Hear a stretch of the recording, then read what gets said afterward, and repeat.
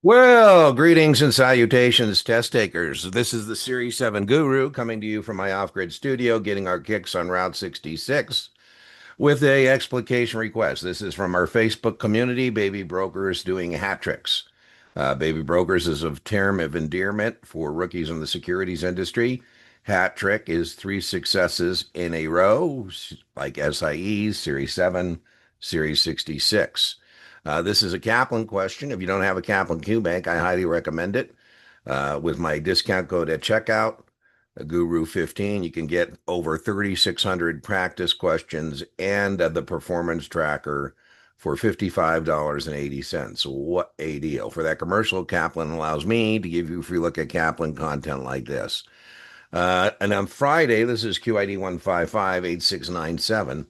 On Friday, September 15th, an OEX, an investor goes long, one OEX, December 575 call at 7. The OEX is the S&P 100. This is an index option. And what this question is about is that index options settle in cash. That is very testable. There's a recognition question, and this is a practical application version of this. I had a guy in class, and until I told him the OEX was an index, he did fine. If you just went about your business, I think you would be okay. When the index is 581.96, doesn't matter where the index is at when we do the trade. It matters where it's at when we are done. Here, we're bullish on the index, right? We're long a call. I will link to a non-equity option, not a lecture, but 20 practice questions for non-equity options. You're only going to get 2, 3 max of these. And people are always asking me for a lecture. And I thought, well, a lecture doesn't really support a video too much. So instead, why don't I just show you, 20 samples of the 2 or 3 you might receive? And I'll link to that. Okay, so it's expiration. We should know what can happen to an option contract. A good memory aid for that is T. The option contract can be traded. The option contract can be exercised. The option contract can expire. Those are the 3 ways. That's how these time clock questions end. So now it's telling us at expiration. We should know that if at expiration an option contract has intrinsic value, the contract will be exercised. And we should know that if at expiration the option contract has no intrinsic value, that contract will expire worthless. It says the investor closes his long position at intrinsic value. That's why intrinsic value as a test taker is so much more important than time value, because time value erodes.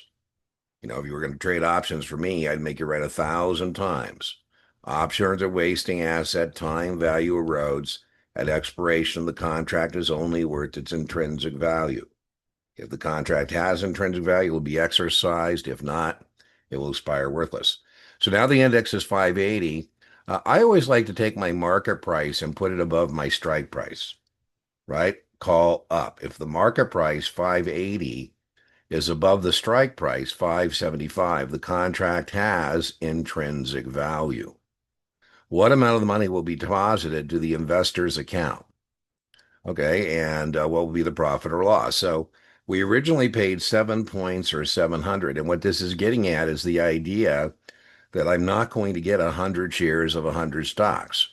If I exercised an index option contract and the writer, the seller, the person who's short, had to deliver to me the underlying stocks of the index, right? That would be ridiculous. Nobody would write the other side of the trade, right?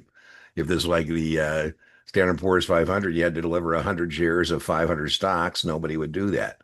So we agree when trading index options that what you're going to deliver if you're short at expiration is cash equal to the intrinsic value, right? So I told you that's what this question is getting at. That component is very testable. So the intrinsic value is 5 points. So what's going to be deposited in my account is that $500. 5 points. Remember, each contract having 100 shares. So that's the answer to the first part of the question. What will be the profit or loss be? Not considering commissions. Well, there's a lot of ways to do this too. We could have said, well, gee, my break even is 582, strike price plus premium, and 580 is 2 points away from that break even. So that's one way I could have done this. I also could use my T and say, okay, well, I paid 7 points. and I got 5. I've got more money out than in. So a couple ways to go, right? And so that means we have a $200 loss. And again, let me just put the break even up here just to show you, right? If we put the break even here, 582 strike price plus premium. And we could just compare that. Let's put that there. We'll put it in a different color. Boom. And then we can put our arrow just to remind ourselves of what we want is that stock, in this case, this index, to be above that. Anywhere above that, I'm a winner. Oh, let me just fix that. Boom.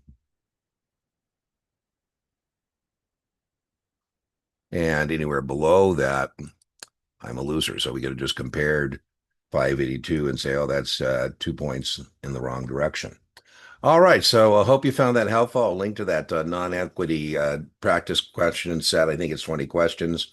Remember, inch by inch index options are cinch, yard by yard index options are hard. And I will see you for the next explication request.